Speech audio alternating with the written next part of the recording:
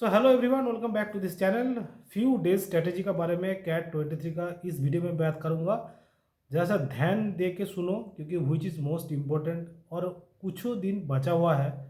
तो इसमें अगर आपने बहुत पहाड़ उल्टाने का कोशिश कर रहे हो वैसा बिल्कुल नहीं होगा। एंड अभी से आप प्रैक्टिस करना चालू करोगे, कैट 23 आपका नहीं है, ठीक है। सो वन सेकेंड, मैं बोल रहा हूँ बहुत दिन से जो मेरे को फॉलो कर रहा है या आपको कोशिश कर रहा है कि कैट 23 में जो कोचिंग इंस्टीट्यूट के साथ जुड़ा हुआ है, कोई भी सेल्फ प्रिपरेशन कर रहा है, जो थर्ड ईयर में है, जो फोर्थ ईयर में है, that is almost final year की बात कर रहा हूँ मैं। तो इसमें देखिएगा, अगर अपने लास्ट 6 महीने से या आपको कम से कम 5 महीने से लास्ट 5 मंथ से आप प्रिपरेशन कर रहे हो, मेरा स्ट्रेटेजी फॉलो कर रहे हो, तो आपको बिल्कुल कुछ पॉजिटिव होने वाला है। बिकॉज कैट 23 में इस बार में क्वेश्चंस जितने ही पैटर्न हो सबको पता चल गया। फर्स्ट हाफ में होगा ना, सेकंड हाफ में होगा ना, थर्ड हाफ में होगा, क्योंकि कैट का एडमिट कार्ड ऑलरेडी निकल चुका है, ठीक है ना। लास्ट ईयर थर्ड हाफ का क्वेश्चंस मतलब क्वांट का क्वेश्चन थोड़ा सा ट्रिकी था, but how ever it is second half में 2 क्वेश्चंस गलत था आपको DILR में। फर्स्ट हाफ में कोई भी क्वेश्चंस गलत नहीं था, लेकिन प्रो रेटेड बेसिस में आपको कैट का परसेंटाइल का एंड स्कोर का एडजस्ट कर दिया गया था लास्ट ईयर। सो ऐसा था, तो इसीलिए मैं बोल रहा हूँ यार अपना ध्यान दो, क्योंकि क्या होता है ना, शुरू शुरू में स्क्रीन में VRC जब आता है पूरा RC पहले आएगा, उसके बाद आपको para jumble, para summary, odd man out, last में जाकर अंत में जाकर 8 क्वेश्चन आता है। So which is the most important, इसमें क्या बोल रहा हूँ मैं, क्योंकि RCs आपको करना पड़ेगा कम से कम 2 RCs। एंड 2 RCs का वैल्यू बहुत होता है, मायने बहुत रखता है आपको कैट 23 में। एंड आपको जो लास्ट में 8 क्वेश्चन जो रहेगा that is almost easiest question, para jumble, para summary, odd man out. अगर आपने कोशिश कर रहे हो, प्रैक्टिस किए हो इतने दिन से, बड़े ऐसे नहीं तो अभी भी जो टाइम है उसमें parajumble, parasummary and odd man out आप कर सकते हो, ठीक है। उसके बाद मैं बोलूँगा जैसे कि ना आपको DILR में अभी भी टाइम है, प्रैक्टिस करते रहो। जो आप प्रैक्टिस कर रहे हो, ट्रिक्स जो आप लिख के रखे हो, जो मैं पहले बोला था, एक तो कॉपी में अलग करके ट्रिक्स, जो DILR का बेसिक ट्रिक्स होता है, एक तो कंफर्टेबल ट्रिक्स होता है, मतलब क्या है, जो आप चेंज नहीं कर सकते, which is fix tricks, that is for the DI, for the LR।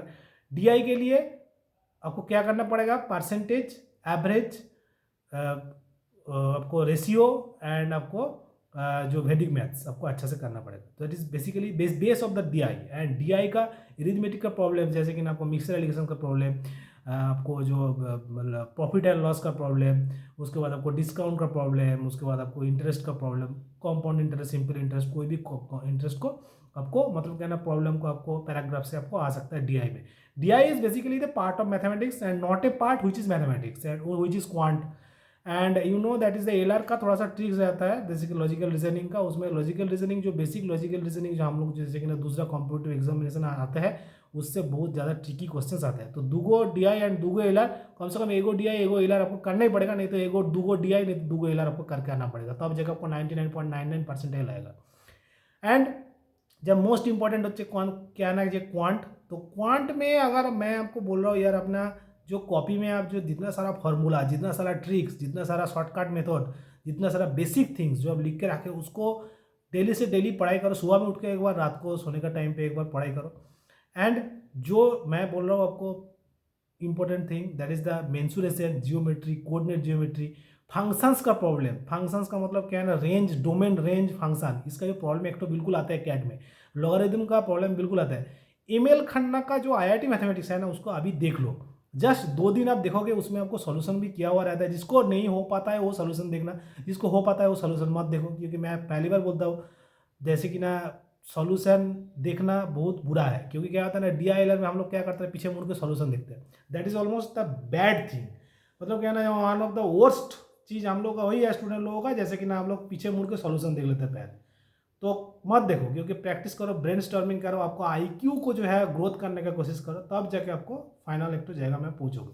अभी भी टाइम है उस लेवल का। एंड आपको ईमेल करने का जो है, और कुछ मत देखो ईमेल खाना में, क्योंकि क्या होता है ना, उसमें अभी जो है PDF में अवेलेबल है, ऑनलाइन में आप गूगल में सर्च करोगे, कोई ठीक से सर्च करेगा तो उसको मिल जाएगा। बहुत सारा चीज़ है, बहुत सारा ट्रिक्स है जो मैंने बताता रहता हूँ। You will get direct question from those books in quant.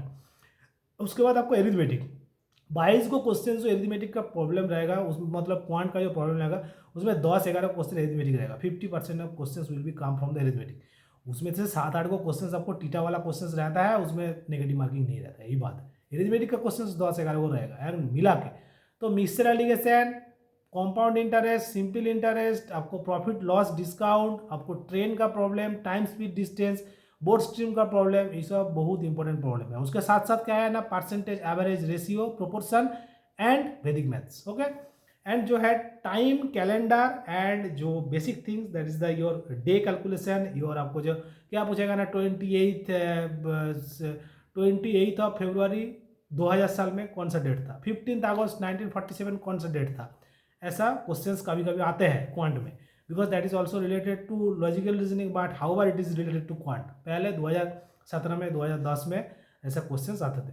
So anyway whatever may be, तो पुराना कैट का पेपर जितना है प्रैक्टिस करके रखो। आई होप कि आप लोग प्रैक्टिस कर चुके हो, क्योंकि मैं पहली बार नहीं बोल रहा हूँ ये चीज़, पुराना बात ही बोल रहा हूँ।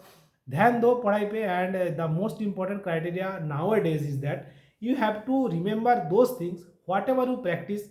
मॉक जितना आप दे चुका हो, अभी जो मॉक दे रहे हो ठीक है, मॉक का जो एनालिसिस कर रहे हो, मॉक जो प्रैक्टिस एनालिसिस जो है, मॉक का रिविजन जो है वो आप बिल्कुल करते रहो। As because which is the most important, mock का रिविजन आप जब तक नहीं करोगे तब तक कोई आपको फायदा है नहीं। मतलब क्या ना, वही क्वेश्चन आपको वहाँ पर आता है, क्योंकि जब तक आप प्रैक्टिस करते रहोगे बार बार, तो आपको बार बार याद रहता है। Because when you will get the repeated questions, you will get the same questions in CAT, otherwise you will can't get any questions repeat in CAT. Understand my questions? पीछे मूव करके सुन लो बढ़िया से, ठीक है।